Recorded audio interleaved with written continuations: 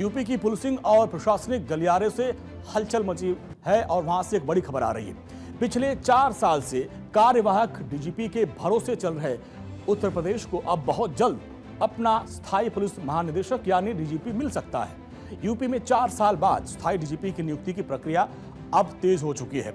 योगी सरकार ने इसके लिए प्रक्रिया अब तेज कर दी है।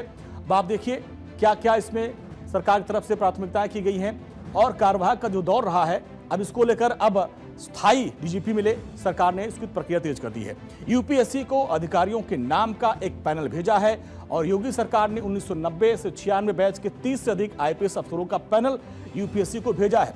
अब उनके नाम पर चर्चा की जाएगी और वर्तमान में कार्यवाहक डीजीपी राजीव कृष्ण इस रेस में सबसे आगे माने जा रहे हैं और सीनियरिटी के लिहाज से अगर हम बात करें तो रेणुका मिश्रा, आलोक शर्मा, पीयूष आनंद के नाम इसमें आगे चल रहे हैं। मुख्यमंत्री के सबसे भरोसेमंद माने जाने वाले राजीव कृष्ण के नाम पर मुहर लगना लगभग तय माना जा रहा है। उत्तर प्रदेश पुलिस के डीजीपी के तौर पर पिछले 4 सालों से कार्यवाहक डीजीपी ही उत्तर प्रदेश के पुलिस की कमान संभाले हुए हैं।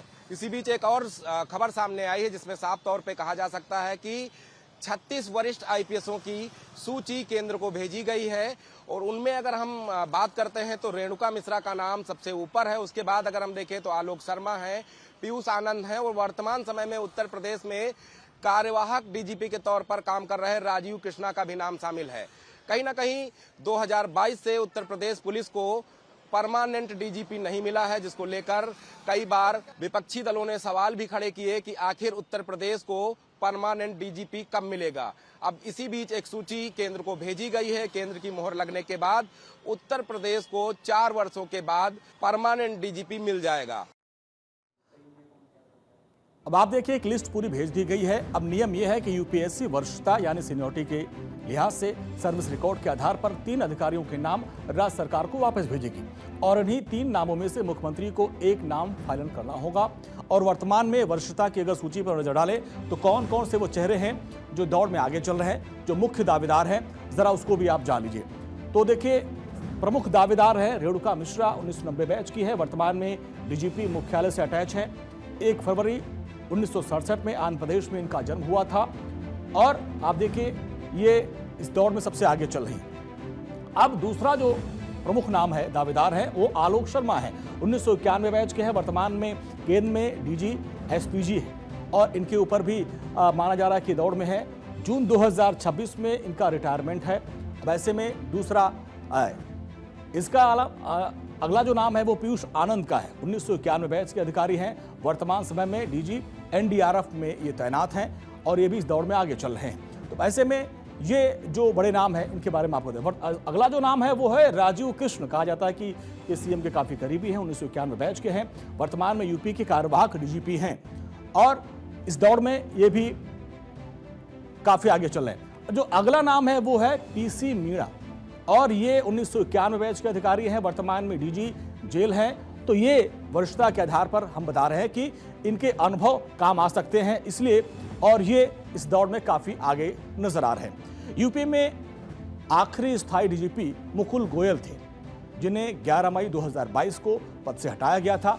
तब से लेकर अब तक यूपी पुलिस की कमान कार्यवाहक अधिकारियों के हाथ में रही, लेकिन अब सुप्रीम कोर्ट ने निर्देश दिया और उसका पालन करते हुए सरकार की तरफ से सारी जो औपचारिकताएं हैं वो पूरी की जा रही हैं और बहुत जल्द ऐसी उम्मीद जताई जा रही है कि उत्तर प्रदेश को अपना नया कप्तान मिल सकता है।